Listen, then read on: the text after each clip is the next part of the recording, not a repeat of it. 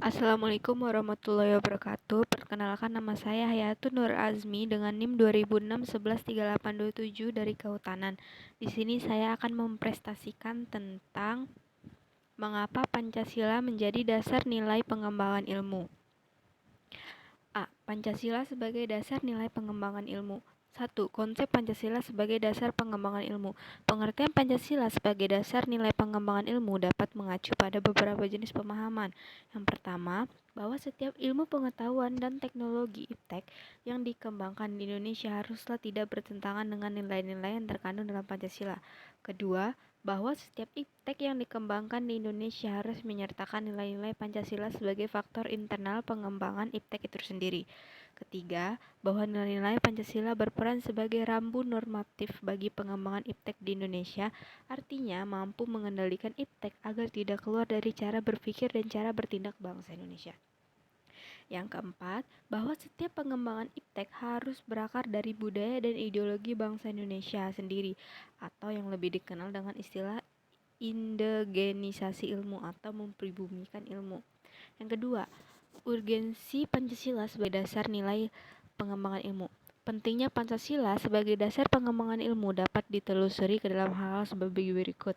Pertama, pluralitas nilai yang berkembang dalam kehidupan bangsa Indonesia dewasa ini seiring dengan kemajuan iptek menimbulkan perubahan dalam cara pandang manusia tentang kehidupan.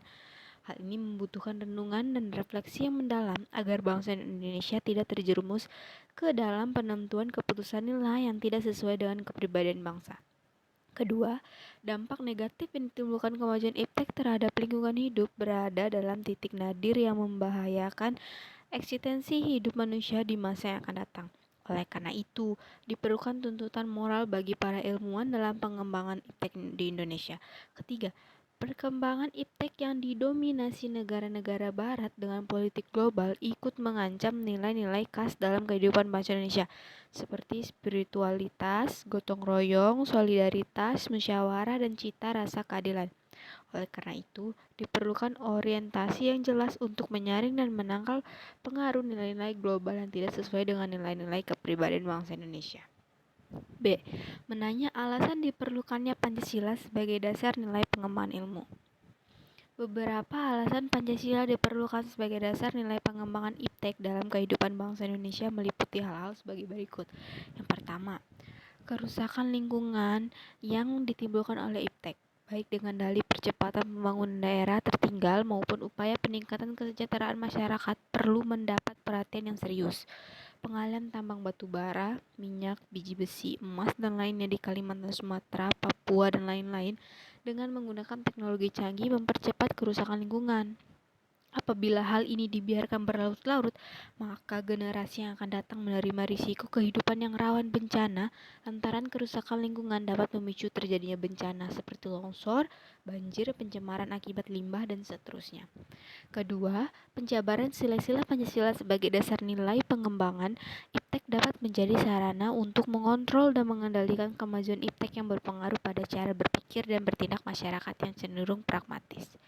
Artinya, penggunaan benda-benda teknologi dalam kehidupan masyarakat Indonesia dewasa ini telah menggantikan peran nilai-nilai luhur yang diyakini dapat menciptakan keberadaan manusia Indonesia yang memiliki sifat sosialis, humanis, dan religius. Selain itu, sifat tersebut kini sudah mulai tergerus dan digantikan sifat individualistis, dehumanis, pragmatis, bahkan cenderung sekuler.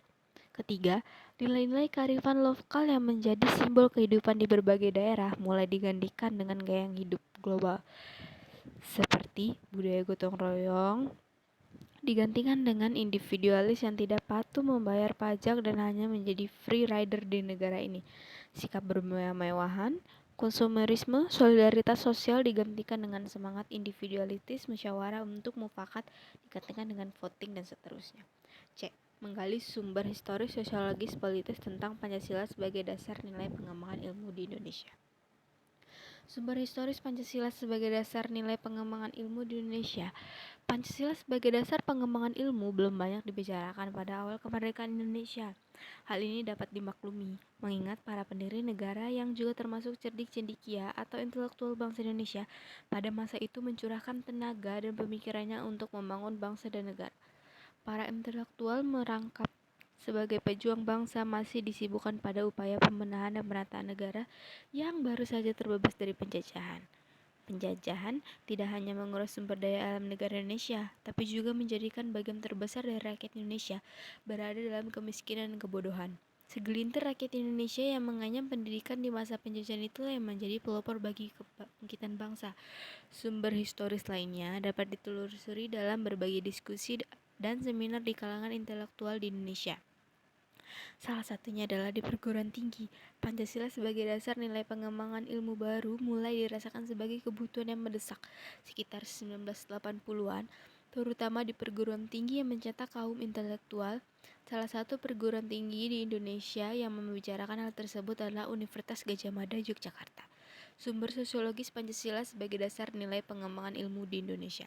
Sumber sosiologis Pancasila sebagai dasar nilai pengembangan IPTEK dapat ditemukan pada sikap masyarakat yang sangat memperhatikan dimensi ketuhanan dan kemanusiaan, sehingga manakala IPTEK tidak sejalan dengan nilai ketuhanan dan kemanusiaan, biasanya terjadi penolakan. Contohnya, penolakan masyarakat atas rencana pembangunan pusat pembangkit listrik tenaga nuklir di Semenanjung Muria beberapa tahun yang lalu. Penolakan masyarakat terhadap PLTN di Semenanjung Muria didasarkan pada kekhawatiran atas kemungkinan kebocoran pembangkit listrik tenaga nuklir di Chernobyl, Rusia beberapa tahun yang lalu. Trauma nuklir berkaitan dengan keselamatan reaktor nuklir dan keluaran limbah radioaktif yang termasuk ke dalam kategori limbah beracun. Kedua isu tersebut memicu dampak sosial sebagai akibat pembangunan PLTN. Bukan hanya bersifat standar, seperti terciptanya kecepatan kerja, kesempatan berusaha, timbulnya gangguan kenyamanan karena kemacetan lalu lintas, bising, getaran, debu, melainkan juga dampak yang bersifat khusus seperti rasa cemas, khawatir dan takut yang besarnya tidak mudah dikuantifikasi. Dalam terminologi dampak sosial, hal yang demikian itu dinamakan sumber perceived impact, dampak yang dipersepsikan. Sumber Suara Merdeka 8 Desember 2006. Hal ini membuktikan bahwa masyarakat peka terhadap isu-isu ketuhanan dan kemanusiaan yang ada di balik pembangunan pusat tenaga nuklir tersebut. Isu ketuhanan dikaitkan dengan dikesampingannya martabat manusia sebagai hamba Tuhan yang Maha Esa dalam pembangunan IPTEK. Artinya, pembangunan fasilitas teknologi ucap kali tidak melibatkan peran serta masyarakat sekitar. Padahal, apabila terjadi dampak negatif berupa kerusakan fasilitas teknologi, maka masyarakat yang akan terkena langsung akibatnya. Sumber politis Pancasila sebagai dasar nilai pengembangan ilmu di Indonesia. Sumber politis Pancasila sebagai dasar nilai pengembangan ilmu di Indonesia dapat dirunut dalam berbagai kebijakan yang dilakukan oleh para penyelenggara negara. Dokumen pada masa Orde Lama yang meletakkan Pancasila sebagai dasar nilai pengembangan atau orientasi ilmu antara lain dapat dilihat dari 1. Pidato Soekarno ketika menerima gelar Dr. Honoris Causa di UGM pada 19 September 1951. Kedua, pada zaman Orde Lama belum secara eksplisit dikemukakan, tetapi oleh Soekarno dikaitkan langsung dengan dimensi kemanusiaan dan hubungan antar ilmu dan amal. Ketiga, pada zaman Orde Baru, Presiden Soeharto menyinggung masalah Pancasila sebagai dasar nilai pengembangan ilmu ketika memberikan sambutan pada Kongres Pengetahuan Nasional 18 September 1986 di Jakarta. Pada era reformasi, Presiden Susilo Bambang Yudhoyono dalam sambutan pada acara silaturahmi dengan Akademi Ilmu Pengetahuan Indonesia atau AIP dan Masyarakat Ilmiah 20 Januari 2010 di Serpong. Terakhir ada Habibie dalam pidato 1 Juni 2011 menegaskan bahwa penjabaran Pancasila sebagai dasar nilai dalam berbagai kebijakan penyelenggaraan negara merupakan suatu upaya untuk mengaktualisasikan Pancasila dalam kehidupan. Yang D. Membangun argumen tentang dinamika dan tantangan Pancasila sebagai dasar nilai pengembangan ilmu. Argumen tentang dinamika Pancasila sebagai dasar pengembangan ilmu. Pancasila sebagai pengembangan ilmu belum dibicarakan oleh eksplisit oleh para penyelenggara negara sejak Orde Lama sampai era reformasi. Para penyelenggara negara pada umumnya hanya menyinggung masalah pentingnya keterkaitan antara pengembangan ilmu dan dimensi kemanusiaan atau humanisme. Kajian tentang Pancasila sebagai dasar nilai pengembangan ilmu baru mendapat perhatian yang lebih khusus dan eksplisit oleh kaum intelektual di beberapa perguruan tinggi, khususnya Universitas Gadjah Mada yang menyelenggarakan seminar nasional tentang Pancasila sebagai pengembangan ilmu 1987 dan simposium dan sarasehan nasional tentang Pancasila sebagai paradigma ilmu pengetahuan dan pembangunan nasional 2006. Pada kurun waktu akhir ini, belum ada lagi suatu upaya untuk mengkapitalisasi nilai-nilai Pancasila dalam kaitan dengan pengembangan iptek di Indonesia. Argumen tentang tantangan Pancasila sebagai dasar pengembangan ilmu. Ada beberapa bentuk tantangan terhadap Pancasila sebagai dasar pengembangan iptek di Indonesia. Pertama, kapitalisme yang sebagai menguasai perekonomian dunia termasuk Indonesia. Akibatnya, ruang bagi penerapan nilai-nilai Pancasila sebagai dasar pengembangan ilmu menjadi terbatas. Kedua, ada konsumerisme menyebabkan negara Indonesia menjadi pasar bagi produk teknologi negara lain yang lebih maju ipteknya. Pancasila sebagai pengembangan ilmu baru pada taraf pencana yang belum berada pada tingkat aplikasi kebijakan negara. Yang ketiga, ada globalisasi yang menyebabkan lemahnya daya saing bangsa Indonesia dalam pengembangan iptek sehingga Indonesia lebih berkedudukan sebagai konsumen daripada produsen dibandingkan dengan negara-negara lain. Yang terakhir ada pragmatisme yang berorientasi pada 3 ciri, yaitu workability, keberhasilan, satisfaction, kepuasan, dan result atau hasil. Titus DKK 1984 mewarnai perilaku kehidupan sebagai bangsa masyarakat Indonesia. Mendeskripsikan esensi dan urgensi Pancasila sebagai dasar nilai pengembangan ilmu untuk masa depan. Esensi Pancasila sebagai dasar nilai pengembangan ilmu. Hakikat Pancasila sebagai dasar nilai pengembangan iptek ditemukan oleh Profesor Wahyudi Setiawan dalam Simposium dan Sarasehan Pancasila sebagai paradigma ilmu pengetahuan dan pembangunan bangsa sebagai berikut. Sila pertama, ketuhanan yang Maha Esa memberikan kesadaran bahwa manusia hidup di dunia ibarat sedang menempuh ujian dan hasil ujian akan menentukan kehidupannya yang abadi di akhirat nanti. Salah satu ujiannya adalah manusia diperintahkan melakukan perbuatan untuk kebaikan, bukan untuk membuat kerusakan di bumi. Tuntunan sikap pada kode etik ilmiah dan kesunyian seperti menjunjung tinggi keselamatan, kesehatan, dan kesejahteraan masyarakat, berbakal terhormat, bertanggung jawab, etis dan taat aturan untuk meningkatkan kehormatan, reputasi, dan kemampuan profesional dan lain-lain adalah suatu manifestasi perbuatan untuk kebaikan tersebut. Ilmuwan yang mengamalkan kompetensi teknik yang dimiliki dengan baik sesuai dengan tuntunan sikap tersebut berarti menyukuri anugerah Tuhan. Wahyudi 2006. Sila kedua, kemanusiaan yang adil dan beradab, memberikan arahan baik bersifat universal maupun khas terhadap ilmuwan dan ahli teknik di Indonesia.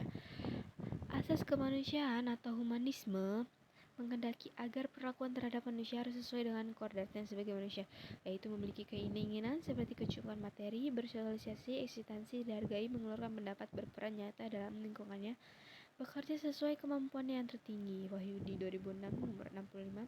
Hakikat kodrat manusia yang bersifat monopluralis sebagaimana dikemukakan Noto Nagoro yang terdiri atas jiwa dan raga susunan kodrat, makhluk individu dan sosial sifat kodrat, dan makhluk Tuhan dengan otonom kedudukan kodrat, memerlukan keseimbangan agar dapat menyempurnakan kualitas kemanusiaannya. Sila ketiga, Persatuan Indonesia memberikan landasan esensial bagi keberlangsungan Negara Kesatuan Republik Indonesia (NKRI). Untuk itu, ilmuwan dan ahli teknik Indonesia perlu menjunjung tinggi asas persatuan Indonesia ini dalam tugas-tugas profesionalnya, karena sama yang sinergis antar individu dengan kelebihan dan kekurangannya masing-masing akan menghasilkan produktivitas yang lebih tinggi daripada penjumlahan produktivitas individu. Wahyudi 2000. Sila keempat, kerakyatan dipimpin oleh hikmat kebijaksanaan dalam permusyawaratan atau perwakilan memberikan arahan asa kerakyatan yang mengandung arti bahwa pembentukan negara Republik Indonesia ini adalah oleh untuk rakyat Indonesia. Setiap warga negara mempunyai hak dan kewajiban yang sama terhadap negara. Demikian pula halnya dengan ilmuwan dan ahli teknik wajib memberikan kontribusi sebesar-besarnya sesuai kemampuan untuk kemajuan negara. Sila keempat ini juga memberi arahan dalam manajemen keputusan baik pada tingkat nasional, regional maupun lingkup yang lebih sempit. Wahyudi 2006-68. Manajemen keputusan yang dilandasi semangat musyawarah akan mendatangkan hasil yang lebih baik karena dapat melibatkan semua pihak dengan penuh keleraan. Dan terakhir, sila kelima, keadaan sosial bagi seluruh rakyat Indonesia memberikan arahan agar selalu diusahakan tidak terjadinya jurang atau gap kesejahteraan di antara bangsa Indonesia. Ilmuwan dan ahli teknik yang mengelola industri perlu selalu mengembangkan sistem yang memajukan perusahaan sekaligus menjamin kesejahteraan karyawan. Wahyudi 2006 nomor 9. Selama ini pengelolaan industri lebih berorientasi pada pertumbuhan ekonomi dalam arti keuntungan perusahaan sehingga cenderung mengabaikan kesejahteraan karyawan dan kesejahteraan lingkungan. Situasi timpang ini disebabkan oleh pola kerja yang hanya mementingkan kemajuan perusahaan. Pada akhirnya, pola tersebut dapat menjadi pemicu aksi protes yang justru merugikan pihak perusahaan itu sendiri. Urgensi Pancasila sebagai dasar nilai pengembangan ilmu. 1. Pengembangan ilmu dan teknologi di Indonesia dewasa ini tidak berakar pada nilai-nilai budaya bangsa Indonesia sendiri, sehingga ilmu pengetahuan yang dikembangkan di Indonesia sepenuhnya berorientasi pada barat atau western oriented. 2. Pengembangan ilmu pengetahuan di Indonesia lebih berorientasi pada kebutuhan pasar, sehingga prodi-prodi yang laku keras di perguruan tinggi Indonesia adalah prodi-prodi yang terserap oleh pasar dunia industri. Ketiga, pengembangan ilmu pengetahuan dan teknologi di Indonesia belum melibatkan masyarakat luas, sehingga hanya menyelenggarakan kelompok elit yang mengembangkan ilmu atau scientist oriented. Yang terakhir, yang F, rangkuman tentang pengertian dan pentingnya Pancasila sebagai dasar nilai pengembangan ilmu.